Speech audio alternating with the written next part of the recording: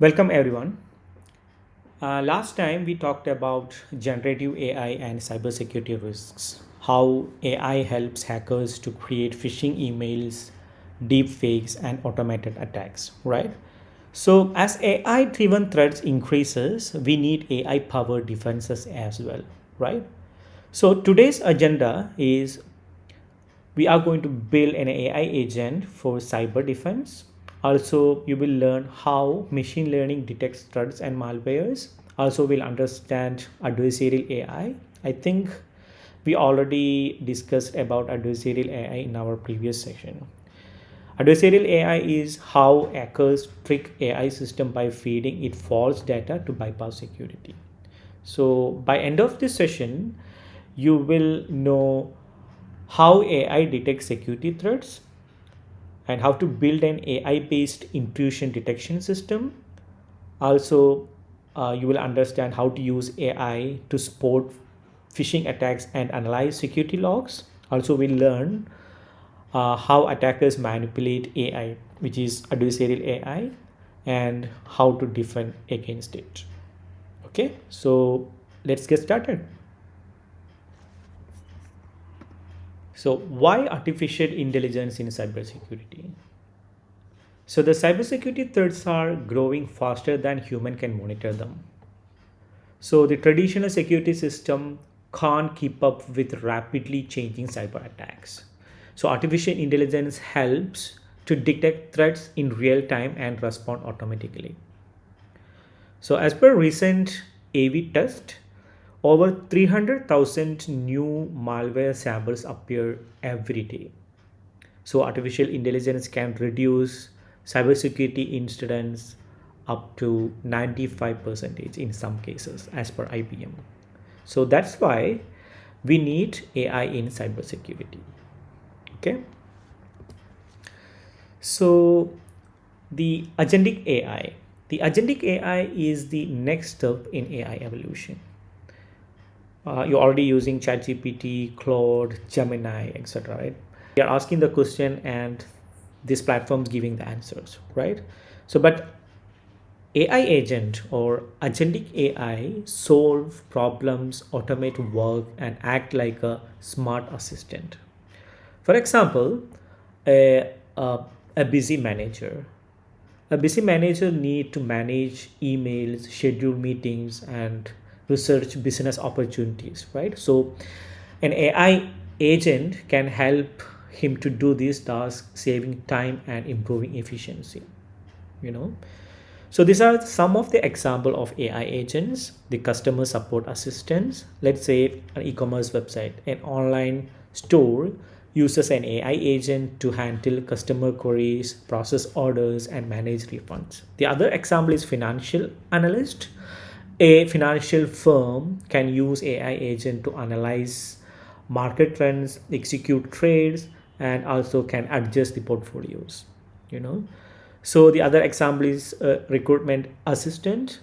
A company's HR team can use an AI agent to review the resumes and to schedule the interviews and also to send interview invites, you know.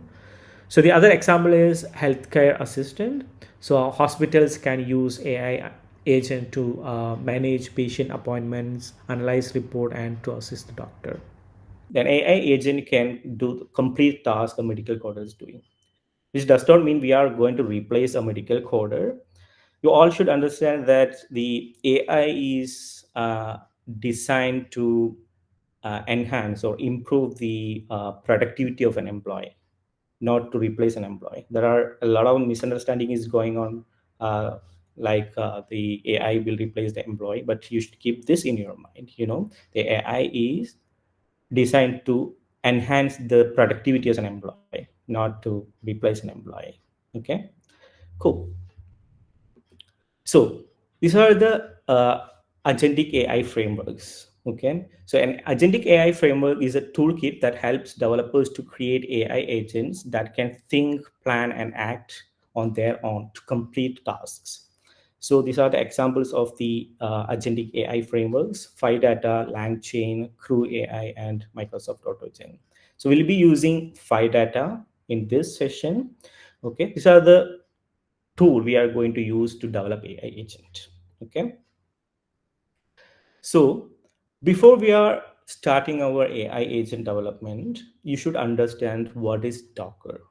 We'll explore Docker and why it is very important in our AI agent development process. Everything we'll be doing here inside the Docker container. Okay.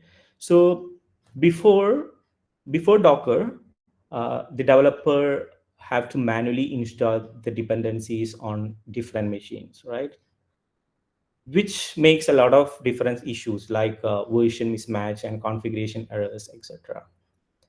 Okay, so the Docker solves this problem by packaging everything into a single portable unit that is called containers.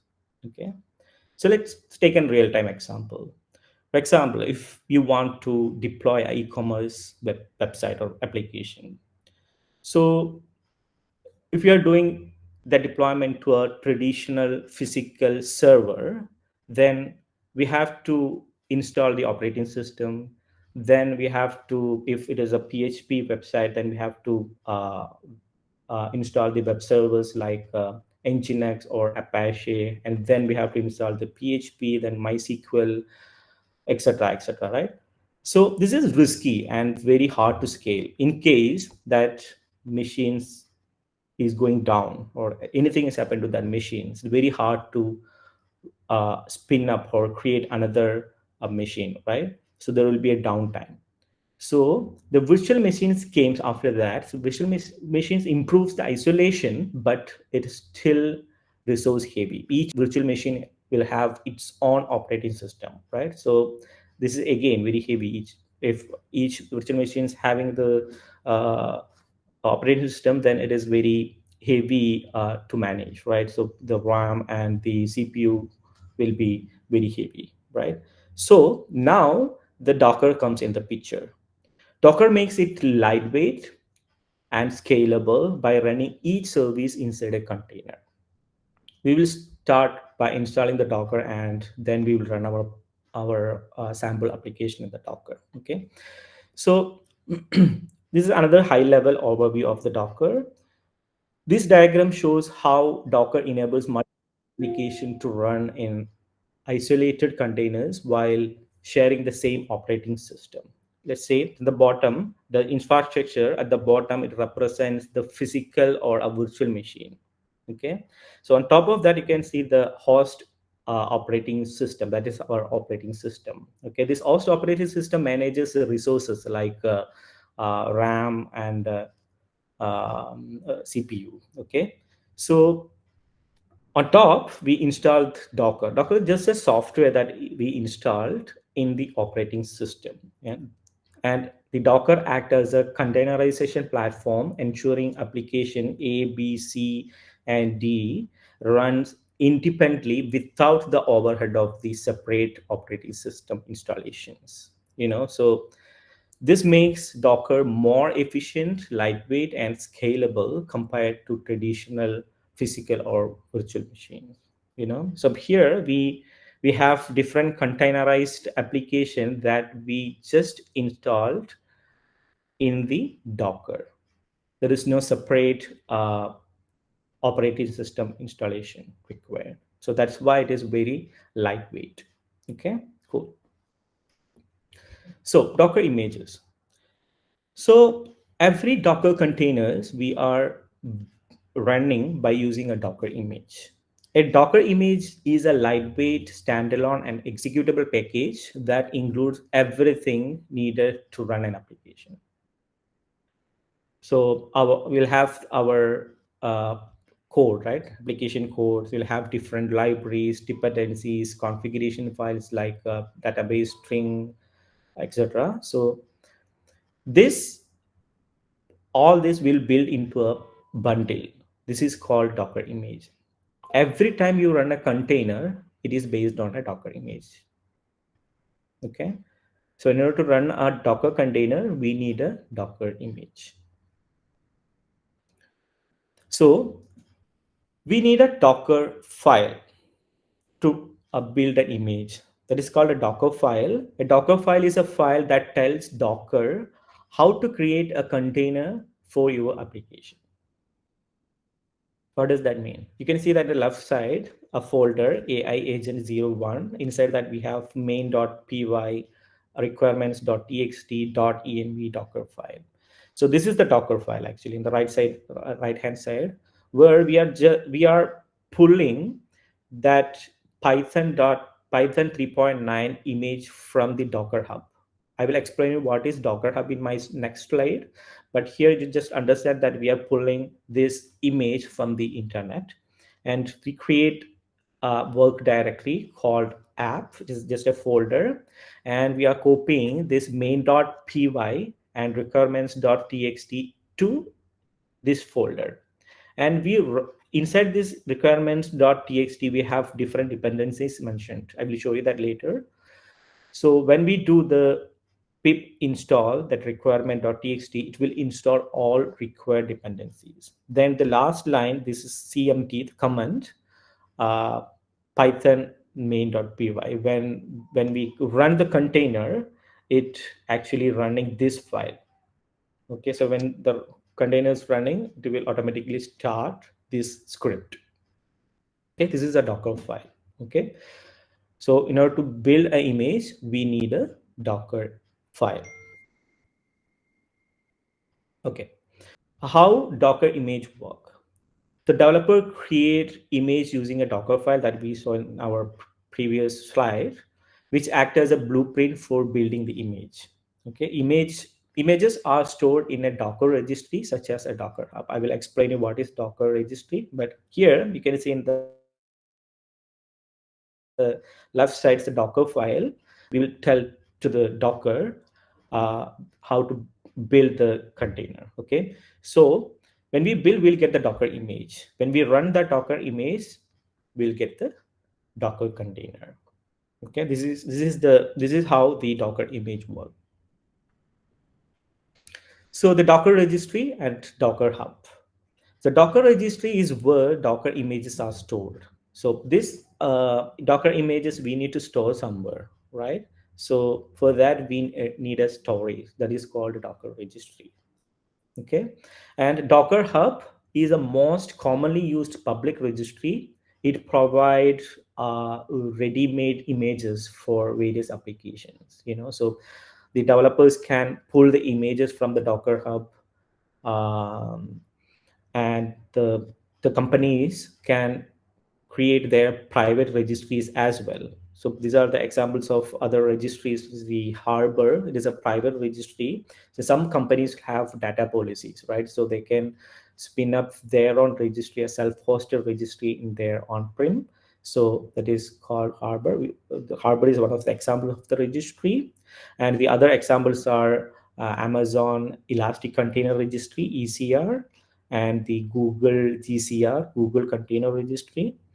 Okay, so this is the registry. We have to store the Docker image somewhere. That is called Docker registry. Okay, so this is the step to install the Docker. So after this section, you have to follow this step in your laptops. So if you are using the Windows, you have to follow that step under the Windows. If you are using Mac OS, then you have to follow this step. Okay, after the installation, you need to verify whether the Docker is installed or not. For that, you can use Docker hyphen version. I already installed this Docker in my laptop, so I will show you. I will check the version, and I will show you how to run a container from the image. Okay.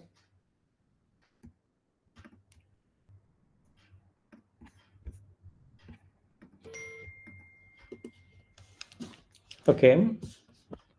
So we can check the Docker version, Docker dash dash version. Okay, so you can see that I already installed the Docker version 27.3.1. Okay, so we can run how we can pull the Nginx. This is the Nginx web server we can pull from the Docker Hub. So I will show you how we can pull that Nginx. Docker pull Nginx.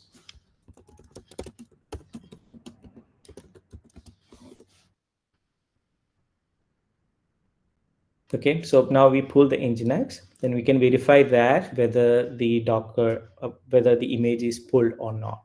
So that for that we can use Docker images.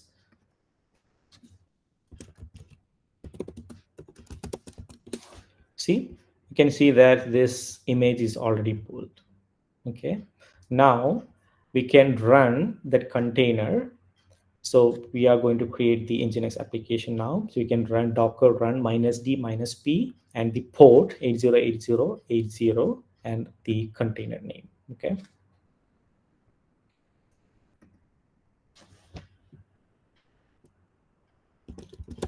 Docker run -d -p 808080 and Nginx.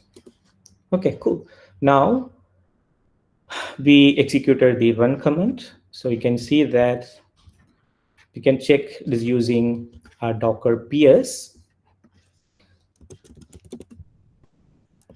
So you can see that the Docker containers is running with the name of Nginx. Okay, so we can verify that whether it's working or not in the browser. So localhost 8080. You can see that the website is working. Okay,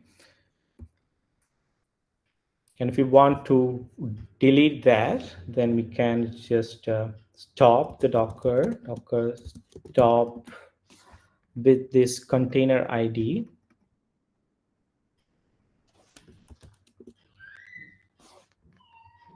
Okay.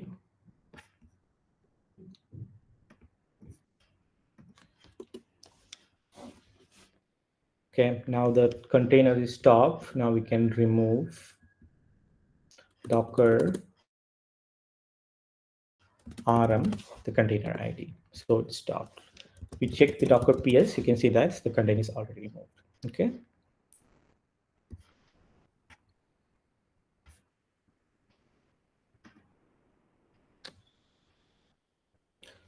Okay, in order to run the application in your laptop, these are the prerequisites you have to install. I recommend Visual Studio Code. That's a code editor for the development. And the Git is a version control system. I will explain in my next slide. And Docker we already discussed in the previous slides. Okay. So Git and GitHub.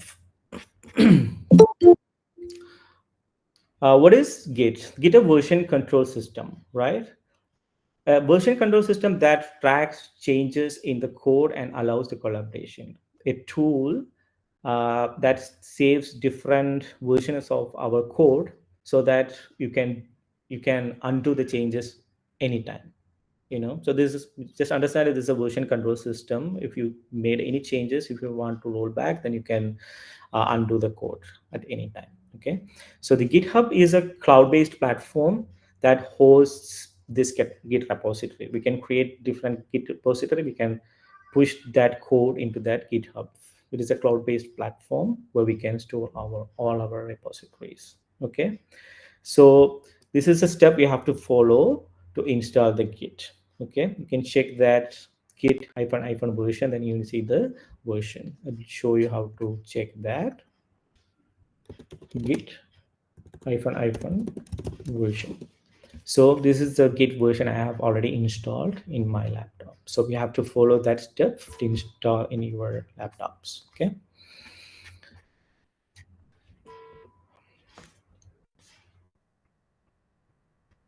So this is the steps to install the Git in your Mac OS.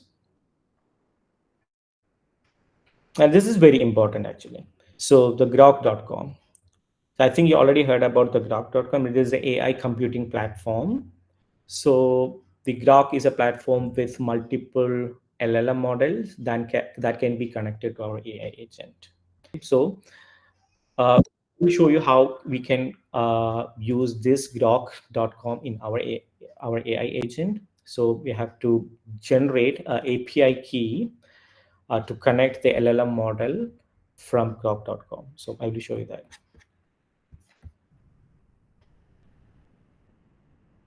Okay, this is the Groq.com website where you can see that Dev console.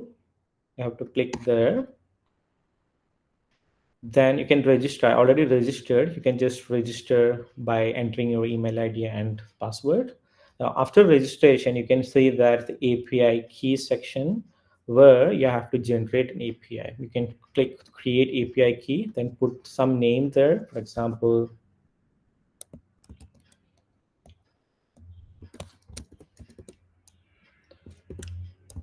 cybersecurity agent, or you can put any name you want. Okay, then submit.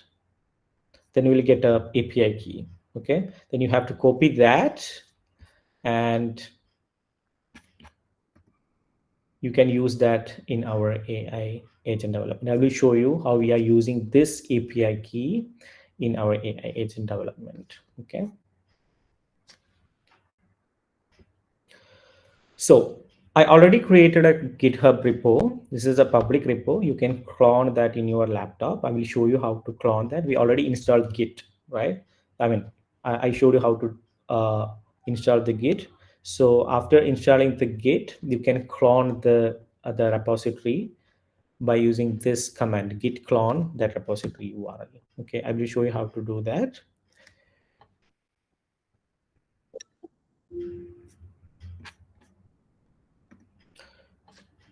So I'm going to create a directory.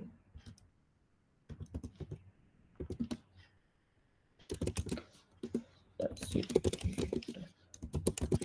So inside that, I'm going to clone that repository. You can use this command, git clone the repository URL. Okay.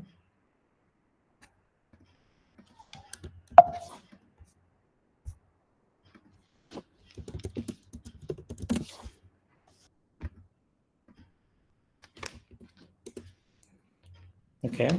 So we clone the repository, then we can cd. We can navigate to that directory. So you can see that all files are cloned to this machine. You can do that from your machine after this session. So okay, so this is the uh, repository I cloned. So this is the code base, and this is the Docker file I explained. Okay, I will explain this code in our next slide.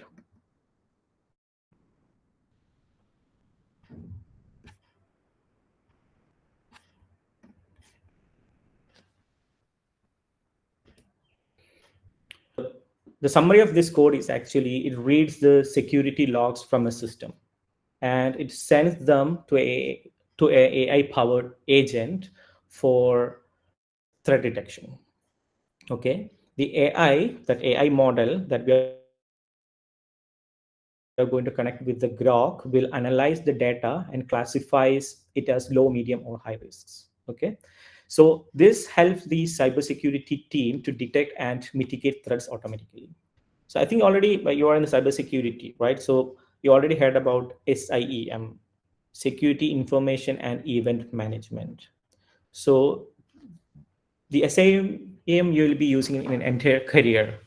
Like in SIEM, you have to define the particular role where you will define a particular log like low, medium, or risk. So based on that, you will create a case. Okay, then you will assign to different staff, right? Maybe it's a developer or another cybersecurity member. Then they can analyze and resolve and close the task, close that particular case. That's the SIEM. So maybe I will create another session for the SIEM. So this is the first step of the SIEM, to analyze the logs severity, whether it is low, medium, or high. Okay. So in this code, you can see that the first session, we are importing record libraries. Okay, so this JSON is actually helps to format log data for the AI processing. And the next, you can see that agent is another library.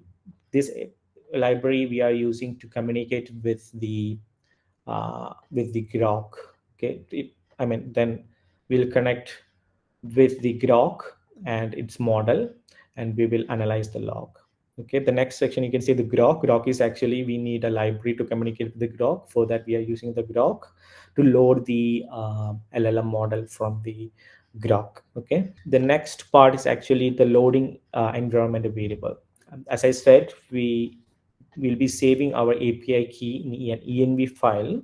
So that file loads. Okay, so load underscore dot env will load that file into the application, so we'll get that API key for to use in that application. Okay, then initializing the AI agent. The next step is actually agent equal to agent of, then inside that we have model Groq, and inside that we put the LLM model ID, set llama 8 billion parameter model. Okay, so that part's actually create an AI agent that uses the llama 3 model. Okay, this agent will later analyze the security logs and detect the threats. Okay, the next section is actually the function to analyze the security logs. So where it takes a log entry as an input, and then it formats into JSON, it sends to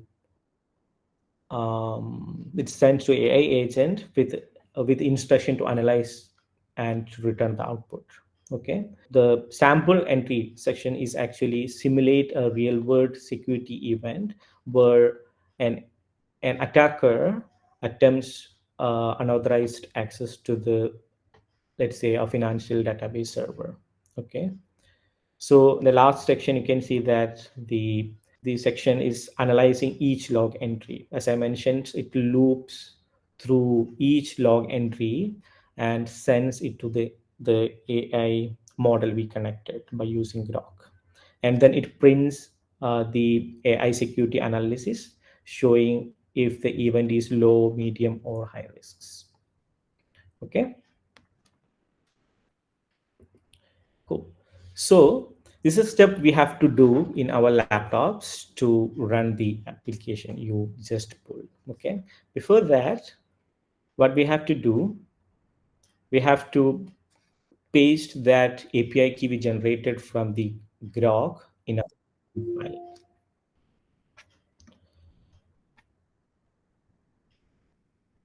So this is the repository we cloned. We have to create a file called .env. Okay. Inside that, we have to create Groq API key where we have to paste the API key we generated from the website. So we already copied that, right? So that we have to paste.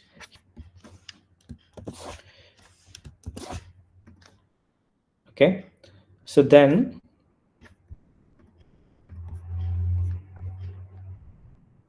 we have to build the image. Right? As we discussed before, we have to build the Docker image, right? So we have to follow this command to build the image. Docker build -t cybersecurity AI agent dot. Okay, so this one is actually Docker build and the image name, and we have to build in that directory. Okay.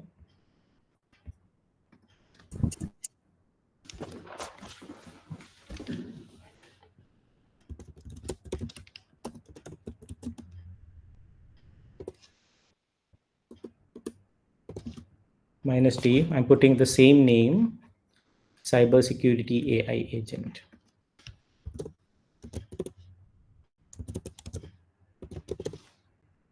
AI agent dot. So when we run this code, what will happen? This actually going through this one, this Docker file, it will follow this instruction of the code that we mentioned in the Docker file. This will pull the Python image from Docker Hub, and it will create a folder called app, and it will copy this file we already discussed, right? That's the script. Then it will copy it to the directory, and this requirement .txt, we have different dependencies to run that application that will also copy to this folder. And when we run this one, pip install the requirement.txt, it will install all the dependency required for that application. Okay, then the command to run the script to start that particular file. Okay, so you can see that we are building the Docker image.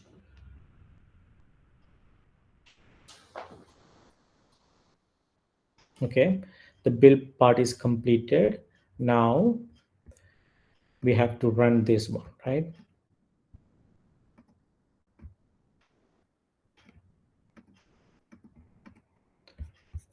So in order to run, we have to follow this. So this one is docker run -rm minus, and the path to that particular env volume, and we are specifying this env is our environment variable. Then we'll specify the image we just built. Okay,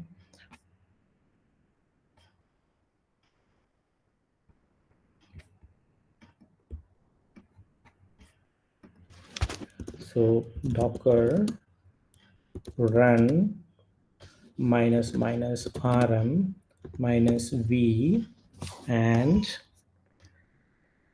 dollar, this is the path of our .env directory. Okay, dollar pwd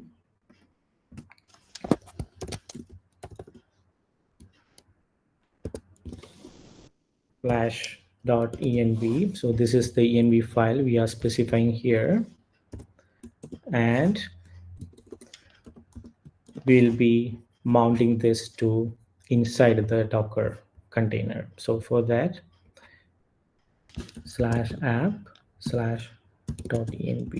space,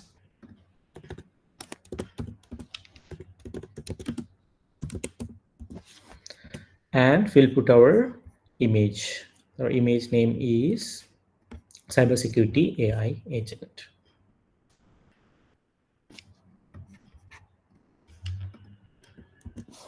Okay,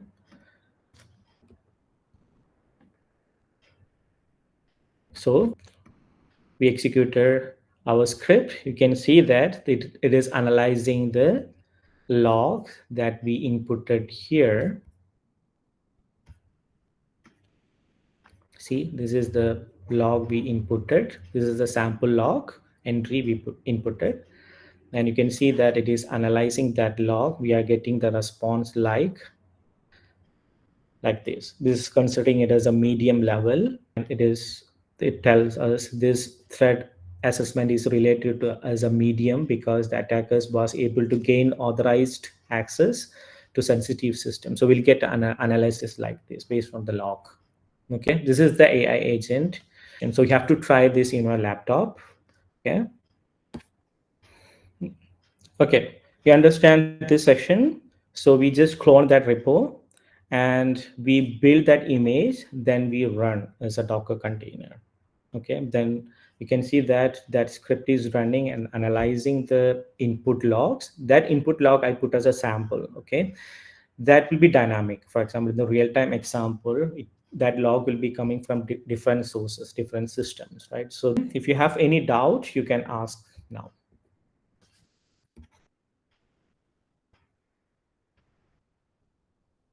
Thank you, everyone. Thank you so much for joining.